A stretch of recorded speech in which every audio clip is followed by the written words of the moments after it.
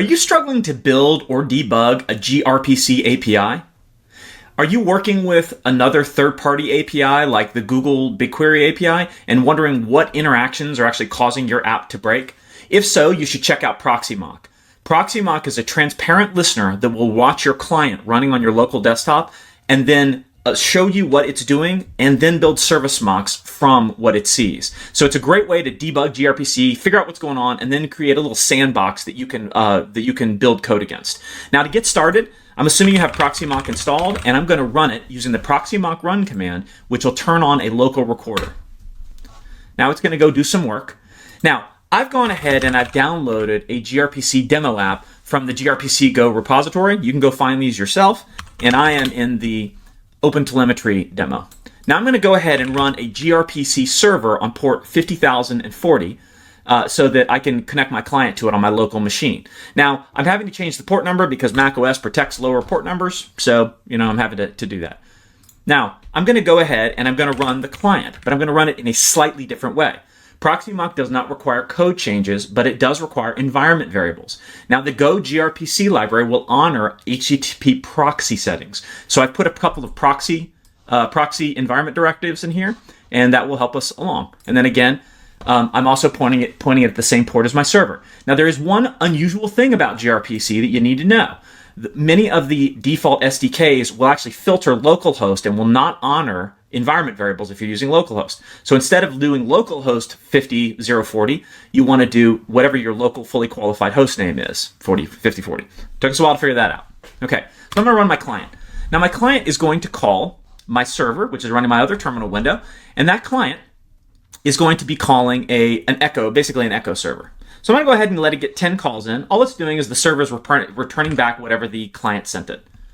So now I'm going to go ahead and stop my server. And then I'm going to stop proxymock and see what I got. Now, proxymock gives me a snapshot ID, which is a UUID that helps me identify the particular traffic that I've recorded, because I can have many service mocks and many different recordings.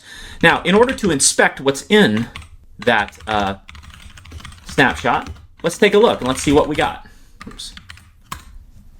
Okay, I get 10 or so recordings. All of them are outbound. The technology is automatically identified as gRPC. And then I can see the location and the status code. Now, in this case, gRPC is being transported over HTTP, so it's just like REST. You get a 200 status code. It has I'm calling the unary echo message on the echo server. And you'll know what that means if you know how gRPC works. Now, when I hit enter on one of these, I see details about the request, including the full payloads. Now, I get request headers. You can go and read that if you want to. And I also get the request body. Now, something unusual is happening here. If you were to actually look from the network at this request body, you would see a huge, blob of binary. But proxymock is decoding that into JSON that you can read and edit if you want to change your mock. So I see here that I made a request, and then I see that it's a simple echo, that the server just returned the same response back. Now, gRPC works on the concept, it's like a bunch of hash maps. So each message contains a key and value.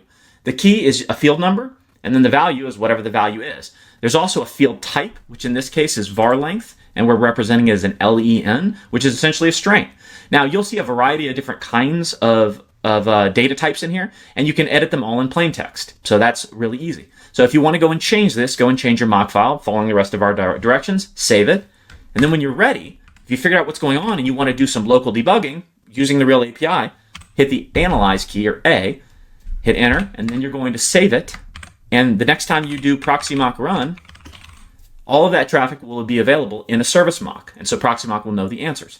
So what I've just showed you is how to analyze a gRPC API, how to understand what a message is and what the payloads are, and then also how to convert it into a mock. So I hope this was helpful, and enjoy your day. Thank you.